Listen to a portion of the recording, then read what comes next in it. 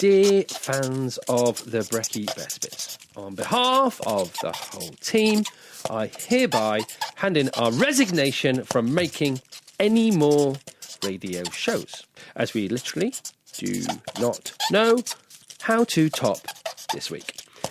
On Tuesday, we had Michael Bublé in the studio. This is the theme. This is the Bon Bon Bon theme. We've had an original Thunderbirds character on the phone. Lady Penelope had so much glamour going with her in that car. I've always wanted to ride in that thing. We've even had a guy who did impressions of insects. And when it couldn't get any better, we had breakfast with this woman. Performing at the Jubilee earlier in the year was pretty terrifying. How do we follow that? Therefore, it is with deep regret... Hang on. Start again. Therefore, it is with great sadness... That's not right. Therefore, we're sorry to announce... Oh, forget that! This is the greatest job in the world! We're not going anywhere! Hi, I'm Kylie, and you're listening to the Chris Evans Daily Download. For more information, photos, and fun, head to the Radio 2 website. The Chris Evans Breakfast Show. 3 cheers for Kylie. There you go, there's one. There's 2. There's 3. Kylie, is that enough? That's sufficient. Hi. Hi. So you just said a lovely thing on the way in here. You talked about the fact that you just heard your new single on the radio for the first time on the car on the way in, and it's still exciting. Oh, it's always such a thrill. It's one thing to hear it on, in the studio, you hear the mix, you play it on your computer, your iPod, whatever, but hearing on the radio is still utterly thrilling. So how did you feel? Come on, tell us. Good, amazing. Is it a little tickle inside? Is it a warm feeling? Is it exciting? It's all of the above. Yeah. Does it make you want to go to the toilet? No. All of the above except for that one. All right. How did nerves affect you, by the way? How do you cope with your nerves? Yes, well, I will have the last minute, emergency. That does happen? Yeah, just like final pee. So you're not completely robust and resilient? No, I still... Well, it depends on the event. I mean, something like performing at the Jubilee earlier in the year is, was pretty terrifying, but exciting. Terrifying? You would actually say it's terrifying? Yeah, I can suffer a small amount of terror. So in your 25th year, it's still terrifying? Yeah. Is that because you care? It must be. Yeah. Yeah. And what was the Royal Variety like? I mean, aside from... It doesn't even bear thinking about all the things that could go wrong, from simply tripping over to your sound not working to... And I've basically had all of them already, so I don't even know why I worry. Tell us the worst thing that's ever happened. Actually, there's been numerous. There was a Fever 2002 tour where I start the show in this kind of cyborg outfit, which has mechanical bits that open, which failed to open on that particular night. At the beginning. It was so Spinal Tap. So some dancer had to come in and kind of, do a few jazz hands and get me out. So did you mention that, or did you just carry on? I just carried on. Yes. I just carried on. I did a live gig for Radio 1 in Hyde Park around Spinning Around time. And as usual, for a little mini festival in the park, it was chucking it down with rain. And literally seconds before I went on stage, the tarp that was over the mixing desk crashed. So I heard nothing on stage, couldn't even hear the beat. I mean, I managed to sing in the right pitch, like I was in tune, but I was like, half a beat out for 3 songs. Very embarrassing. Really? So stories like that. Do heads roll when that happens? Is there a chain of command, or do you take it well? I may laser beam someone with a look. But let's have can you do the Kylie death step? I mean, if I've done... Oh, gee whiz, no. That would work. Okay, please don't do that again whilst you're here. It's awful, isn't it? Yeah, it is. So we were talking about the video for the last song, and you actually then plunked your shoes up on the desk here and said, look at these babies, these have just come out of storage. Yeah, I brought these out. I'm not a hoarder. You're not going to see me on one of those TV shows, although I secretly love those TV shows. I found these shoes, these old Manolo Blahniks, girls out there, you'll know what I'm talking about, which are from Fever era. and I just put them on today for the first time, random. See, what excites me about that particular statement is Kylie's storage. What else is in that storage? Oh, Where is it? Probably a few skeletons. Is it in your attic, or do you have an actual storage I have a place? storage area, yeah. Do you have have you bought a small airfield? Is that what you've done? No, I've managed to. Well, most of my performing tour costumes and anything of note, including the hot pants, the dungarees, etc., were all donated to the Performing Arts Museum in Melbourne. So they take care of them. No one can touch them without white gloves. It's hilarious. I go in there and I just think, oh, they're my clothes. I can do whatever. But I have handed them over, so I managed to clear a lot of space. You seem to be, you strike me, and I don't know why. This is a complete generalisation and prejudgment for no reason whatsoever. You could be right, but you could be wrong. Yeah, well, I what think do you say? Well, here's the thing. You strike me as a very organised person. I don't know why I think that. Am I right or not? To a degree, yeah, to a degree. There's definitely a percentage where I am kind of haphazard. What I don't really like is preparation. I like to just go in the moment. So I will say again and again and again before every tour, that's it, I need to get really fit and really organised, and no, never happens.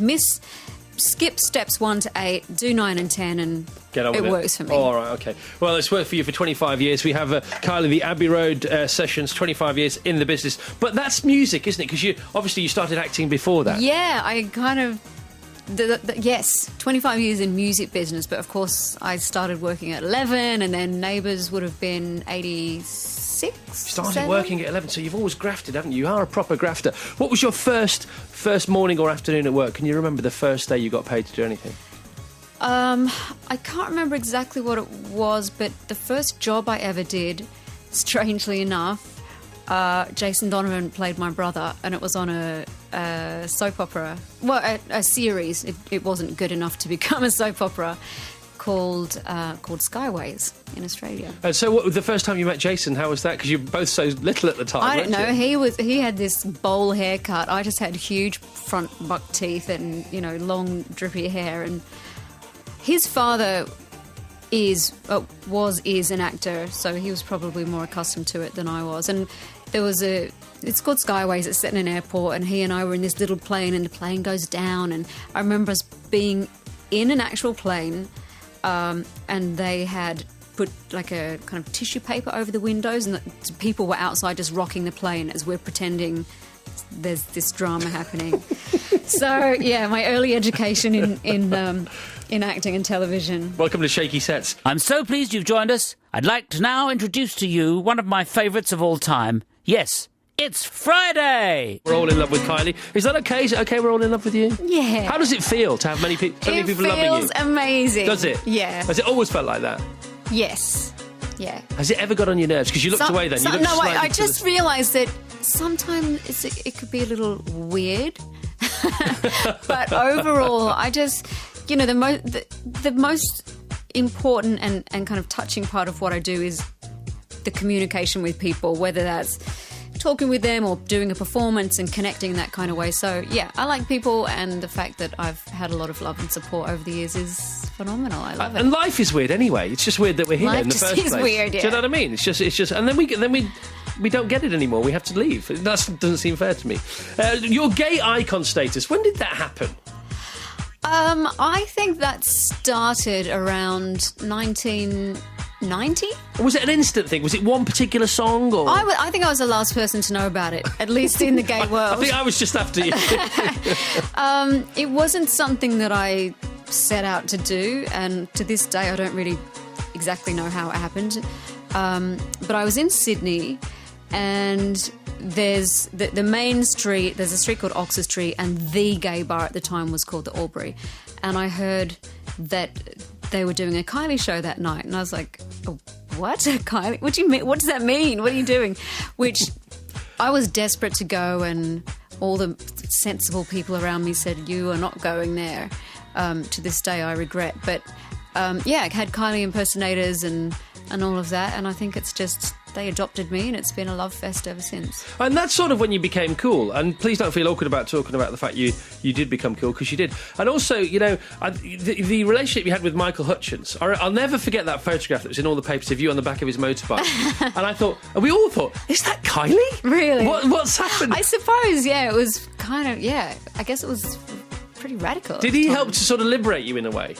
Oh, absolutely, yeah. Yeah, well, how did that feel? I can be like this if I want to. Well, it was the perfect time in my life to have someone so incredible. Like, he has this reputation of being the wild guy, whatever. Yes, he was, but anyone who knew him would say he was so much more. He was well read, he was poetic, he was, just the most amazing person. So he opened my eyes to a brave new world, and it was an incredibly exciting time. I remember meeting him on many occasions. He came on TFI Friday, he played there. He was a very gentle man. He was a very quiet man, wasn't he? Yeah. He was just... Everyone just, fell under his spell, basically. And so many people like that are. So many people who are extroverts on stage are very quiet. And it's almost that's how they get it out of their system. What's the difference between stage Kylie and real Kylie? How, in degrees, how different are those two people? There's a lot more glitter on stage Kylie, which is quite hard to get off normal Kylie. Do you like her? Do you like stage Kylie? Would you be a fan? Yeah, I think I would be. Yeah, and I'd probably want to dress up to go to the show as well.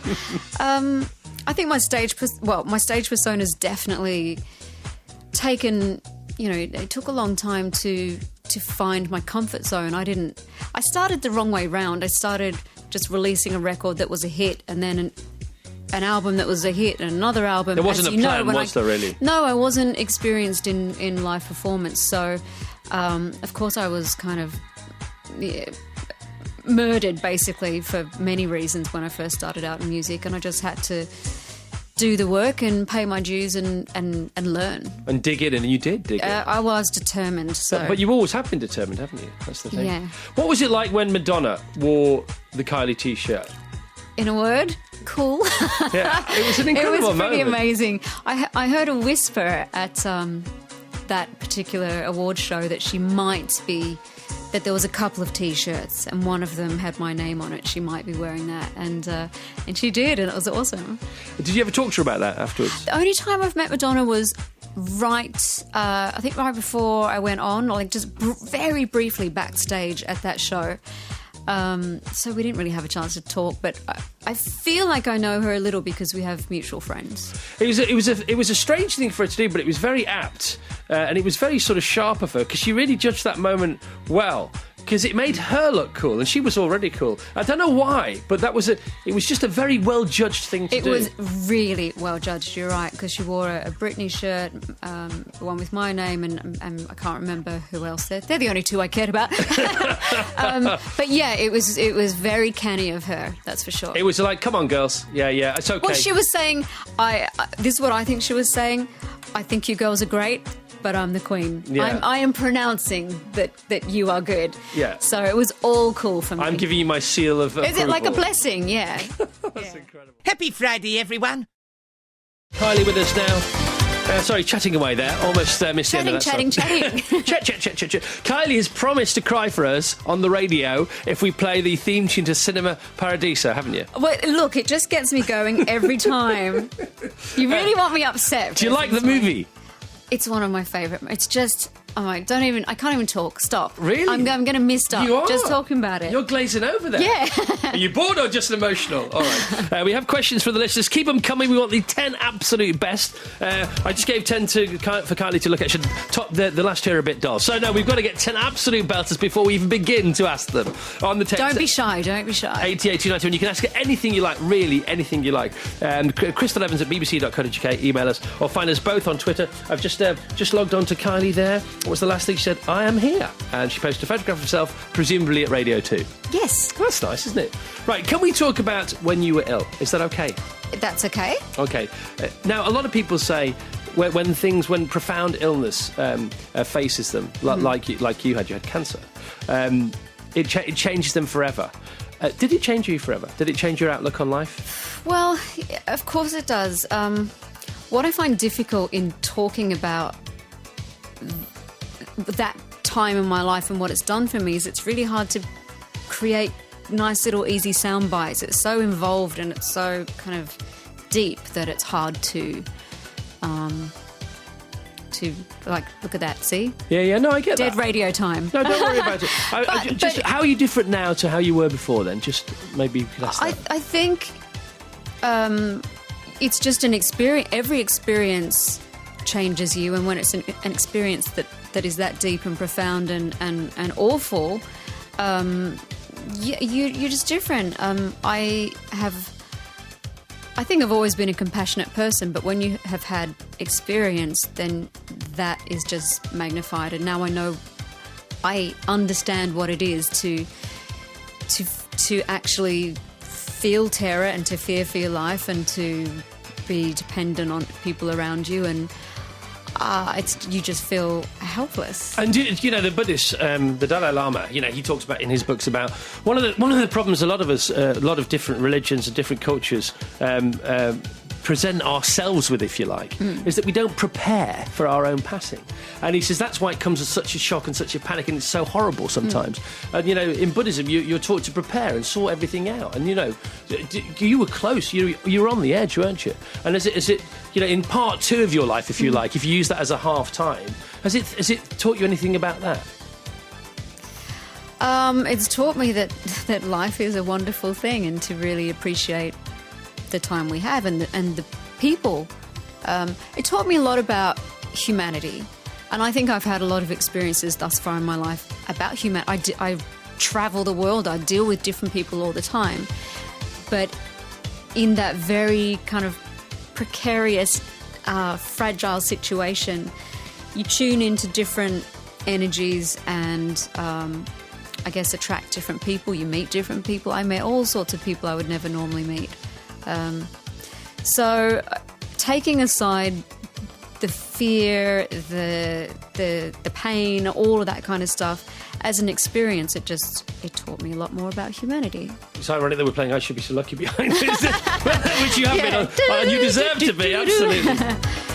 So 25th anniversary of being in the music business. The Queen's had a 60th this year, 60th Jubilee, 65th wedding anniversary for the Queen yesterday. Wow. So happy anniversary to her. The Stones, their 50th anniversary. What about Kylie's 50th anniversary?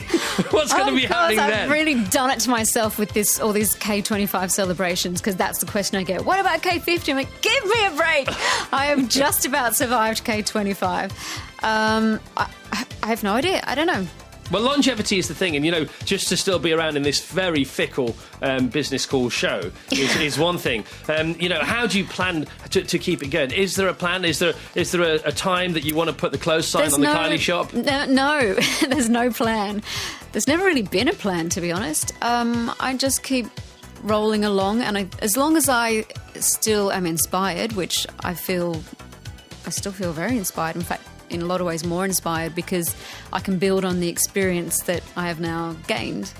And as long as people are still, want to hear me do a new record or do a new performance or whatever it might be, then I shall keep going. All right, let's play this tune for you now, but we're going to talk whilst it's playing in the background.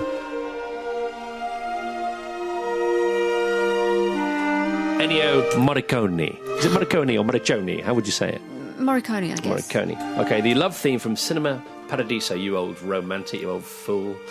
And I can't believe you're doing this to me. Well, you've not got any headphones on, so you can't actually hear it. So you're sort of getting away with it. I can hear it. I can hear it around. Maybe it's more emotive in the distance. Maybe you should put your headphones in and take it fully fledged.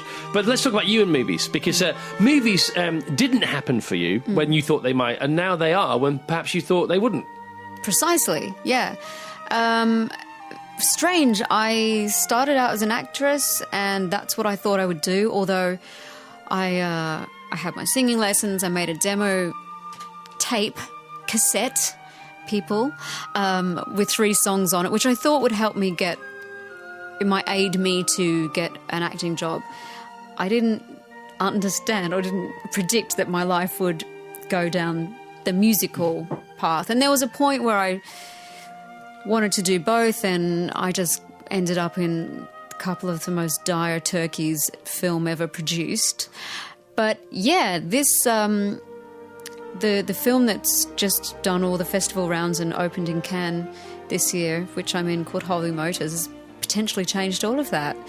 I feel like I'm back in the zone, which is amazing. Yeah, a real treat, I should imagine. Yeah. And so you were there, you were in Cannes, you're enjoying all the hubbub, yeah? That must have felt fantastic. That was one of the most phenomenal moments of my life. And I realised that I was able to... what I understood after that experience was when I'm the centre of attention, when it's my show, it's my gig, it's about me. Whether it's cameras or lights or whatever, energy at you, you can be a bit snow-blinded. So after the event, your friends might say, that was amazing, did you see that? And I'm saying, was it? I'm not really, I can't tell. But at the Cannes screening of the film, it was really about the director, but I was right next to the director. So I was able to see this attention going to him and really experience the situation because I wasn't snow-blinded.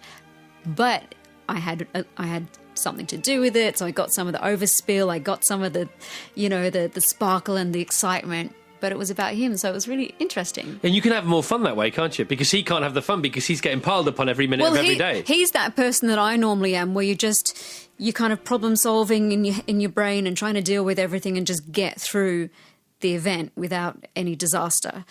So you don't really... It's a bit more difficult to enjoy yourself. So I loved it for all sorts of reasons, and the fact that the film came so close to winning Cannes was just crazy. All right. The music to Cinema Paradiso is very unceremoniously just ended. Oh. So that's completely my fault. And you've just...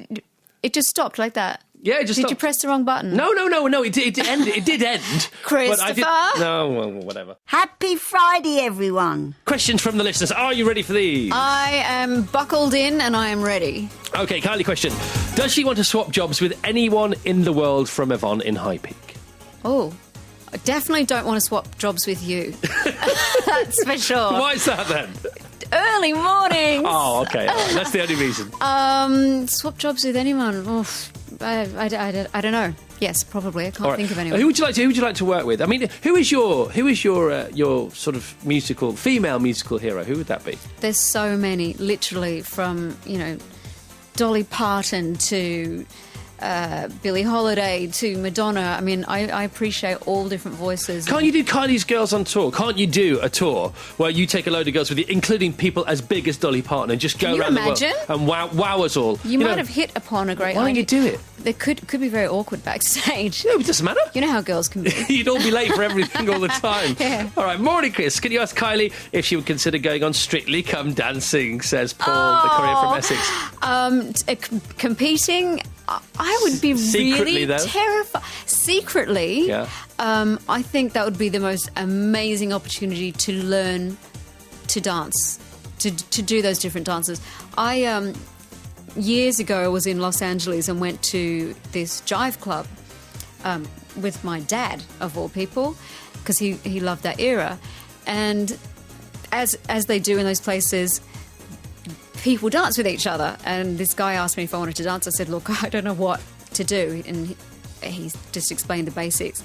Cut a long story short, he whizzed me around the dance floor. I literally was like a foot off the ground for the next 2 days. I was so elated by the experience. So that's just a taste of how you can feel. Then secretly, Yes. I would love the lessons, but I would be terrified. So officially, no. Secretly, yes. Yeah. Okay. Hi, Kylie. Which song would you like to have written and sung of the greatest songs ever done by all the artists in the whole of the world, says Robin Worcester. Oh, can you help me out with this? Well, let me turn that question around. Have you ever had a passion to say something in a song, or are you just happy to sing other people's passions? Well, because I started out singing songs that were written for me, I just had to find a way to make it my own song. But if it's a song I've written, then yes, it's different. I mean, I can write songs that don't necessarily have a lot of personal meaning to them, and then there's other songs like the one on Abbey Road Sessions, Flower, which is intensely personal, and no one could have written that for me. But I don't know, choose any massive song. I mean, a song that is sung beautifully by someone... Yeah, often I'll go, damn, I wish I wish I'd sung that. All right, we're going to play Flower next, and what we'll do is we'll do like something like you do at school, a comprehension test. You know, like you read a poem and then you have to tell the teacher what it's about, and then he tells you you're wrong. You say, well, hang on a minute, that's what I think it's about. It's my art, opinion. It's art, man. I used to hate that at school.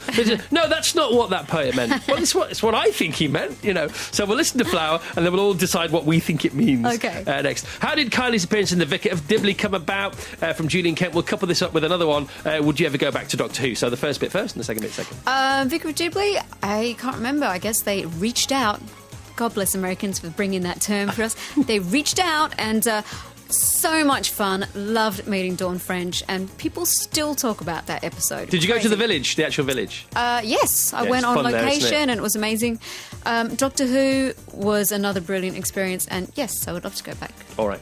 Please ask Kylie what's her best moment over the last 25 years. This is a great question, actually. It's not an easy question to answer, but it's quite easy to ask. It's a good one. Andy and Hawley, sorry. So, yeah, I mean, the moment it can, you know, that's one of those moments that we all experience, hopefully, in life, where you think, I didn't think it could get any better, but it just has. So give us the 3 best peaks where you thought, oh, my goodness, not this as well. Well, the other obvious one would be performing at the Olympics in Sydney in 2000. Mega. What else? I would say getting my first job after I left school. I thought you were going to say getting my first number 1. No, because I was very kind of practical-minded. When I left school, acting was not one of the things that was kind of offered to you, like, are you going to go into business? Are you going to become this or that? You know, being an artist was just not there. So I hoped that I would continue acting and be able to support myself with that. So, yeah, when I got the job on actually, I got a job before Neighbours, but, you know. The job with Jason in the shaky aircraft. No, because I was only 11 then, but when I left school and I was 17. Oh, you mean proper job? Okay. Yeah, like, because I signed on for the dole because I figured I want to be an actor. And how much was the dole in Australia in those days? I don't know. I never got a check because I got a job. Happy Friday, everyone. TFI Kylie this morning. And Kylie has just confirmed she's going to do this world tour. It's called Girls' Night Out. And she's going to sort it out right after the programme. Produced by... Her people are going to talk to her people, which is amazing, that kind of conversation. Girls' Night Out, she's going to get Dolly Parton, Cher. Who else are you going to get? Everyone, just all the greatest girls in the world. Yeah, well, I suppose you should probably have. We could rotate because you know people's schedules and stuff. Whoever's around could just rock up. It? So you could. There'd be a lot of hairspray backstage. Oh mate, you imagine the fire risk. Yes, insurance. Yeah, health and safety would be amazing.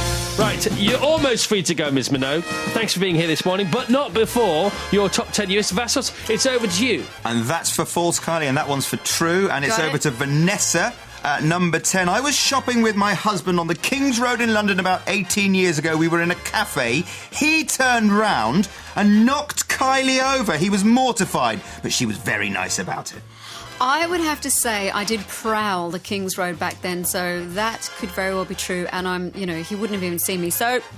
True. Number 9, Jackie. I met Kylie 18 years ago at a health farm. We sat on the steps, drinking tea and eating carrot cake. Probably true. Number 8 is Tracy. My son graduated from Anglia Ruskin University on the same day as Kylie got her honorary doctorate. True. Number 7 is from Chris. I used to live in a town in Wales called Musteg, and I had a friend who lived in the same street as Kylie's relatives, and he told me she used to visit on the odd occasion. True. Rock and roll. Number 6 is Alison. I watched England get beaten by Germany on penalties in 1990 with Kylie in a pub in Soho. Incidentally, she had a Pimm's, and we later sold her glass to a fan for charity. Oh, sounds good. I did not know about that, but probably true. Number 5 is Mark. Kylie was once grabbing a burger in a service station near Carlisle, and my friend Christine went up and asked for a pic. Ooh. Do you do burgers? Well, only if I have an extreme hangover. Just because I want to sound the horn, I'm going to say false. Number 4 is Rob. Kylie used to eat my homemade granola at our takeaway in Shoreditch. True. Number 3 is from Pete. Ages ago, I saw Kylie kneeling amongst a load of pigeons in Trafalgar Square with a tiny violin in her left hand. What's that about? I don't know. It's kind of clearly false, but I wanted to include it. Number 2 is from Ridian. I'm Ridian, he says. I married Baby Lou, who worked as Kylie's dresser on Doctor Who and her 2008 tour. There was a Baby Lou, true. And number 1 is from John. My wife Gloria used to work in the catering unit on Neighbours. She used to make the cast and crew a little snack she called Skippy Bites. Kylie loved them and always said that they were well bonza. No, too cute to be true. Okay, that's 7 true and 3 false. You happy with that, Kylie? That's amazing. Okay, that's fantastic. Thank you so much, Vassos. Just before you go, Ms. Minogue, and continue to celebrate your 25th year in the music business, can we hoodwink you here? Can we ambush you here?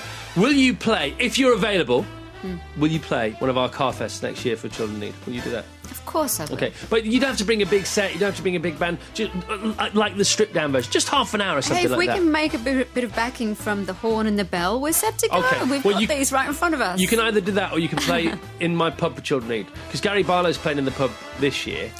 People paid £1 million to go and see him in the pub. Wow, you know what? I did my first pub gig 2 years ago as part of my record company's away day. Loved it. Okay, so pub or festival, what do you think?